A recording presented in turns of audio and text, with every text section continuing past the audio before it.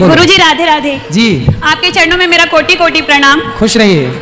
गुरुजी camera मुझे मत दिखाइए, मैं कैमरे में नहीं देखती। आप मत देखो ना कैमरे की तरफ, आप इस तरफ देखो। गुरुजी मेरा सवाल ये है कि जैसे माता पिता शादी करते हैं, अब जिस घर में वो शादी कर रहे हैं तो वो जिम्मेदारी किसकी होती है कि वो कैसा घर है? जैसे वो जिम्मेदारी मेरे हिसाब से माता पिता की होती है। अगर वो ऐसे घर में शादी कर रहे हैं जहाँ उनकी बेटी सुखी नहीं है और वो अपने परिवार में कुछ अपेक्षाएं रखती है, तो क्या वो गलत है? पहली बात तो माँ बाप को देख सुन के विवाह करना चाहिए। लड़के इसलिए पड़ताल, लड़के की पूरी पड़ताल, उसके परिवार की पड़ताल करनी चाहिए कि ये लोग कैसे हैं, खानदान कैसा है, रहन सहन कैसा है, खान पान कैसा है, ये सब विचार करके ही विवाह का निर्णय लेना चाहिए। गुरुजी मेरी बहन का विवाह यहीं आपके पड़ोसी गांव में हुआ था, दर्शनी आश्रम में।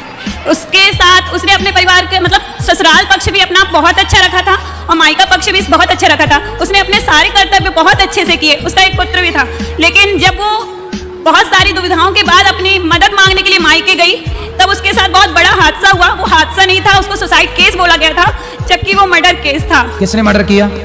सर मेरी कहना चाहिए वो स्टेप मदर है। अच्छा। और उनकी फैमिली ने, हम लोग टोटल 6 बहन 1 भाई है।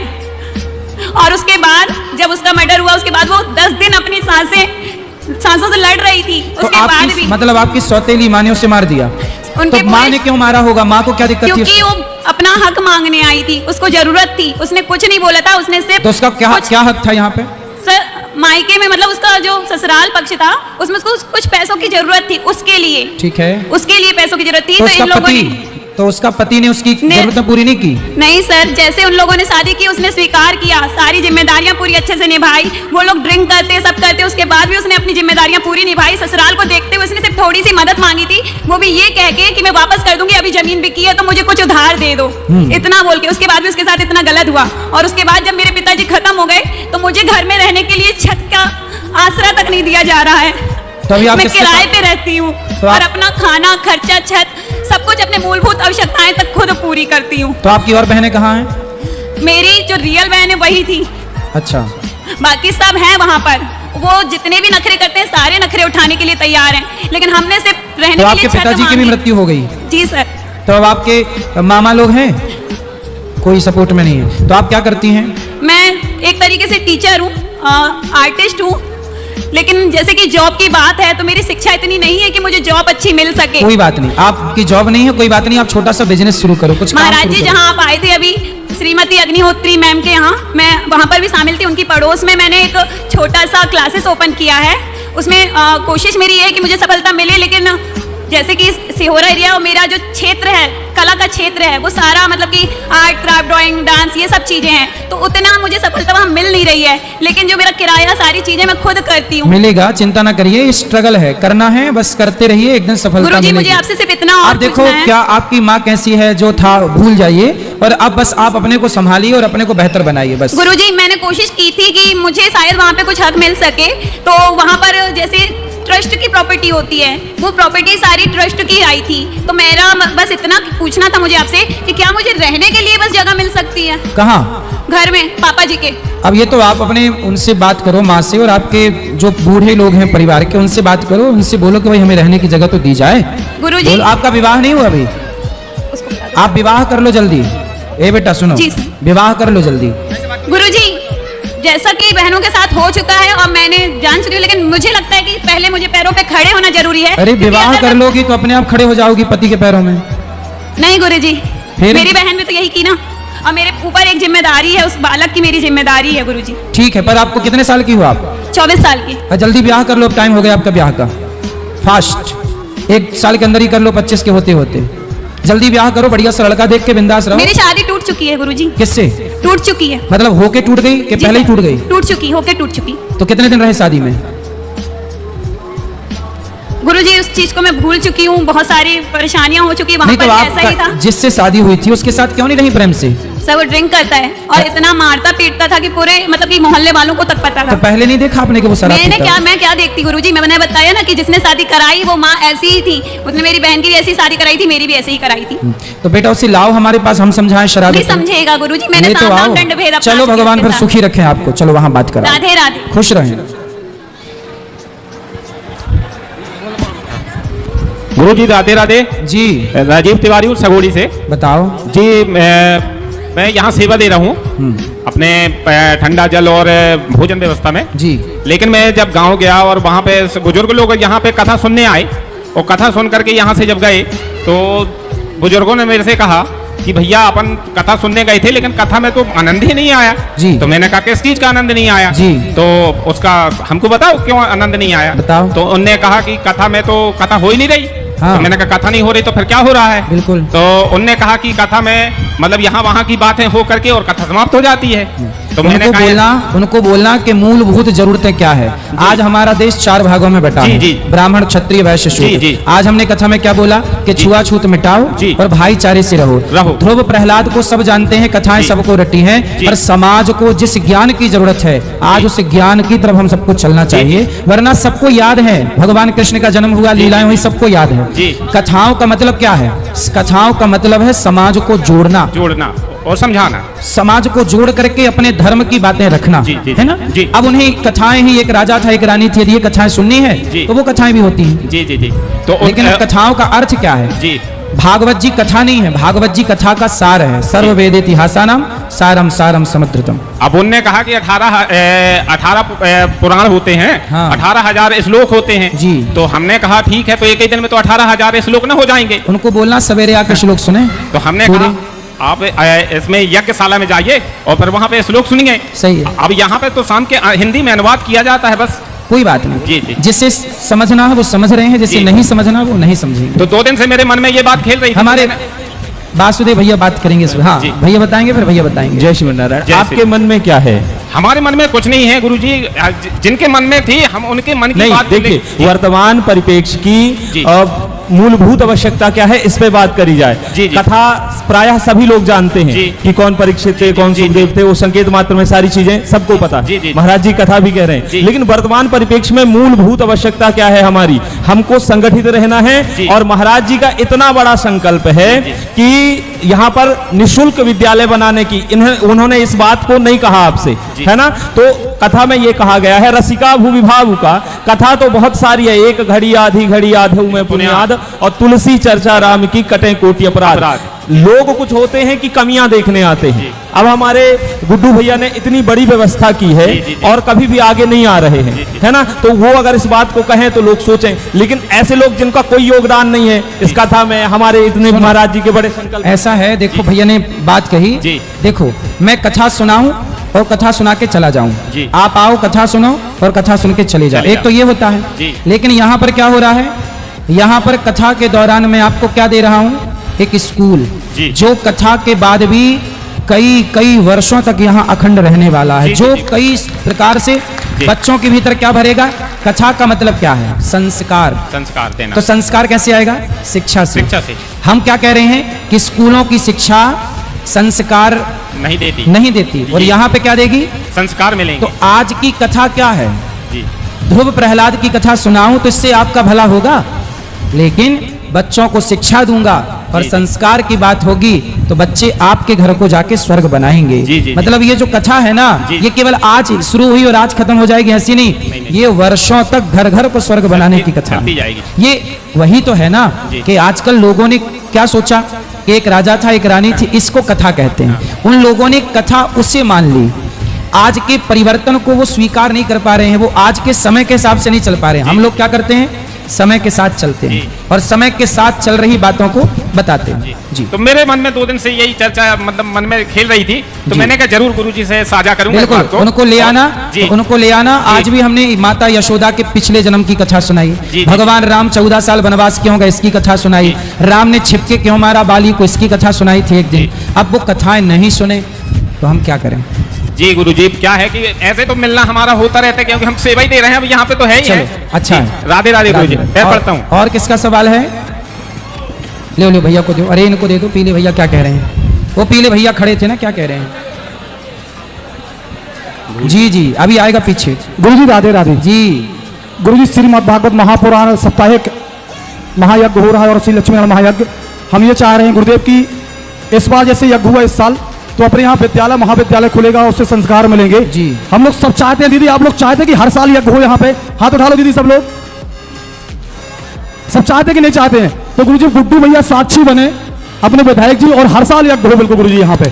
आप इस बार स्वीकार करिए गुरुजी इस चीज को, सब लोग की इच्छा है, मेरी इच्छा में नहीं, सब लोग की इच्छा है गुरुजी। ठीक है। जिससे हम लोग को पानी की सेवा, कोई भी सेवा, जितनी भी सेवाएं हैं, सब सेवा हम गुड्डू भैया जैसे ने गुड्डू भैया आपके पास गए और वहां से आपसे आज्ञा लेकर यहाँ पे भागवत के लिए यहाँ पे चर्चाएं बनी सब जी। गुड्डू भैया के माध्यम से और प्रभु के माध्यम से हम लोग को सेवा का यहाँ पे 15-20 दिन से 1 महीने से सेवा हम लोग निरंतर दे रहे हैं यहाँ पे।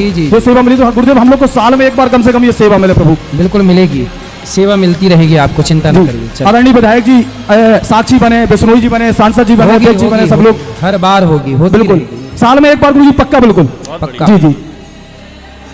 और पीछे भी ले जाना, वो भैया लोग खड़े हैं, इनको दो। अरे भैया गिर रहे हैं, उनको दे दो। महाराज जी अड़ियन, अड़ियन महाराज जी मैं अयोध्या का विद्या भास्कर जी का शिष्य हूँ। वाह वाह, ये यही पड़वार गांव का हूँ जी। और अतिथि शिक्षक में पढ़ाता हूँ वाह संस्कृत से जी। महाराज जी कल आने वाले हैं क्या विद्या भास्कर जी? आएंगे गुरुजी। जी महाराज जी मेरी शादी आदि नहीं हो रही, 18 एकड़ जमीन भी है, अकेला हूँ घर में। 18 एकड़ जमीन है? हाँ 18 एकड़ जमीन है महाराज जी, यही परिवार में। तो लड़की वाले नहीं देख पा रहे कि आपके 18 एकड़ जमीन है? आपके भैया मेरे साथ पढ़ाते थे, दीनदयाल जी। पहले ये बताओ कि आपकी 18 एकड़ जमीन है, तो क्या लड़की वाले नहीं देख पा रहे हैं कि आपकी 18 एकड़ जमीन है?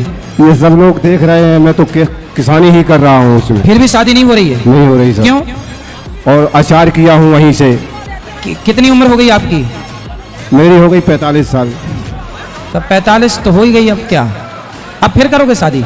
हाँ शादी, क्योंकि वंश ही नहीं चलेगा क्या, मेरी जमीन कोई देखने वाला नहीं है, इसलिए। तो आप साधु बन जाओ, अब क्या शादी करना पड़ा? क्या जमीन जगह है ना महाराज जी,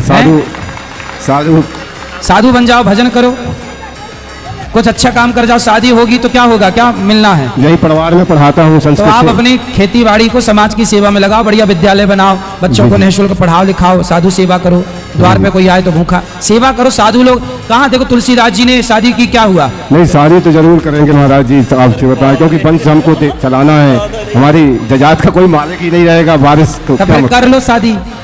कहाँ हो रही है? दया हो जाए तो हो भी तो नहीं रही है शादी? लगती है, लोग बहका देते हैं सर, क्योंकि मेरे माता पिता कोई है नहीं। अच्छा हाँ चलो हम देख लें, बता देंगे भाई, देखो ये लड़का 18 एकड़ वाला लड़का है, कोई हो लड़की तो बताओ। क्या नाम है पूरा? इंद्र कुमार तिवारी। तिवारी हो? जी जी। क्या गोत्र है? सांडल गोत्र है। अरे वाह, कौन से तिवारी हो? सरजू पारी है। बहुत बड़ा परिवार है परिवार में।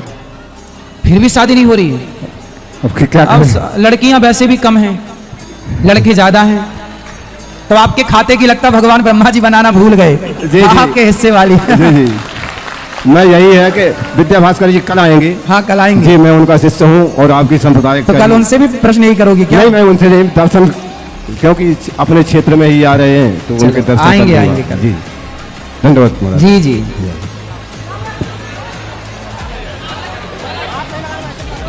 नहीं शादी तो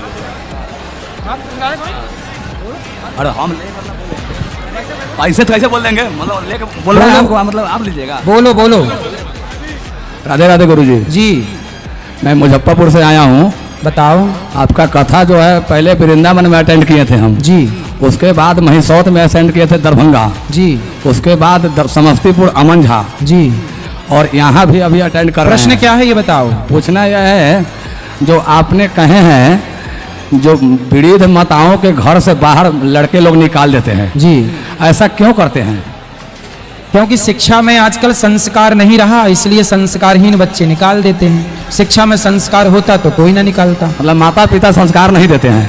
शिक्षा बेटा, शिक्षा माँ बाप के द्वारा संस्कार तो दिए ही जाते हैं, पर जो स्कूलों में पढ़ाई जाती है शिक्षा, उसमें भी संस्कार देने की जरूरत है, पर शिक्षा हमारी संस्कार से बिल्कुल हीन हो चुकी है, इसलिए बेटे तो निकाल देते हैं। आप कहते हैं जो पिछला जन्म के बाद जो कहे जो एक स्टील के थाली में खाना दूध भात खाता है और एक सोने के चम्मच में खाता है, कहे थे आप? बिल्कुल बिल्कुल। तो इस बात, और यहाँ तक कि आप कहे हैं जो बाज की बात जो कहे हैं, बाज उड़ते हुए बाज की बात किए हैं जी, ध्यान से सुनिएगा जरा। हाँ, आपका जो भी प्रश्नोत्तरी होता है इसमें कोई ढंग का प्रश्नोत्तरी नहीं होता, ये सब पीजी करके आए हुए हैं, पीजी। आप बताओ प्रश्न क्या है? प्रश्न यह है मेरा, जो पिछले जन्म की जो बात कर रहे हैं, जो निकाल देता है, जो मतलब जो है, और उड़ते हुए बाज की बात कर रहे हैं जी। आप एक जगह पर परवरिश की बात किए हैं जी। जो परवरिश में इसको जो है दोष होता है, जिसके कारण माता पिता को घर से धक्का देकर बेटा निकाल जाता है। एक जगह आप बात किए हैं जो गन्ने का पेरने की बात जी। जो ज्यादा मीठा होता है वो कोल्हू में पेरा जाता है। सही है। तो इससे सरासरी जाहिर होती है जो माता पिता अपने बच्चे को अति सुख देता है वही माता पिता को बेटा घर से बाहर निकलता है। और लगभग मैं गारंटी से कहता हूँ जो आपके आश्रम में जो 290 माता है इसमें से 95% वही माता है जो कि सोने के कटोरी में दूध भात खिलाए हुए है। ना भैया नहीं, मैं इस बात को सुनो। मजदूरी करने वाली माँ जो बेटे को मजदूरी कर करके पढ़ाया लिखाया, वो माताएं भी वहाँ हैं। सामान्य घर की ही माताएं अधिकांश हैं। सब तरह से वहाँ आप आना, माताओं से मिलना, खुद पूछो माताओं से। मैं गया था वृंदावन में, आपके माताओं का निरीक्षण और परीक्षण किया दोनों। जी जी। तो मैं गरीब घर से बिलोंग किया हुआ एक माता भी मेरे को लगभग नहीं मिला। नहीं बेटा, मजदूर करने वाली माताएं भी वहाँ हैं। मजदूरी एक आध दो है कहने का है, लेकिन 95% ऊंचे घर से बिलोंग करता है। जो सब प्रकार की है, गरीब भी है, मध्यम भी है, ऊंचे घर की भी, जो कि अपने बच्चे को कभी दुख देखने नहीं दिया, हमेशा सुख ही सुख दिया, वही बेटा उसको धक्का दे के बाहर निकाला कर दे, जो कि गौरी गोपाल में गुहार लगा के रहना पड़ रहा है उसको। सब प्रकार की माताएं हैं। ठीक है, आप कभी आओ, हमसे मिलो, हम बराबर आते रहते। अभी भी आप 23 तारीख में मुजफ्फरपुर में आने वाले हैं। जी जी।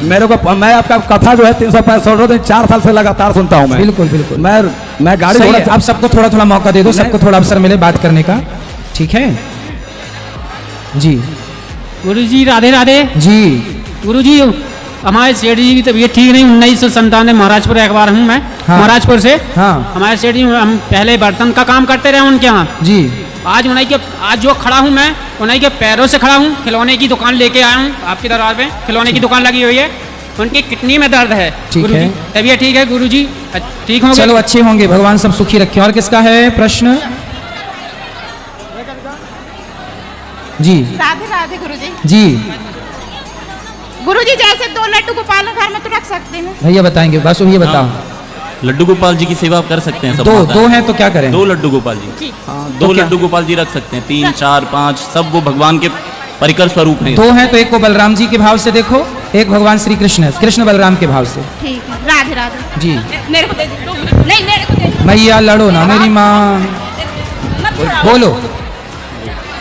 राधे राधे गुरुजी। जी मैया। जय श्री कृष्ण। जय श्री कृष्ण। आपके चरणों में मेरा कोटि कोटि प्रणाम गुरुजी। खुश रहिए। गुरुजी, मेरा प्रश्न है कि मैं बहुत परेशान रहती थी। हाँ। लेकिन मैं 3 वर्ष से आपके आश्रम में जा रही हूँ तो मेरे को बहुत शांति मिली। आपकी भागवत में रोज सुनती हूँ जी।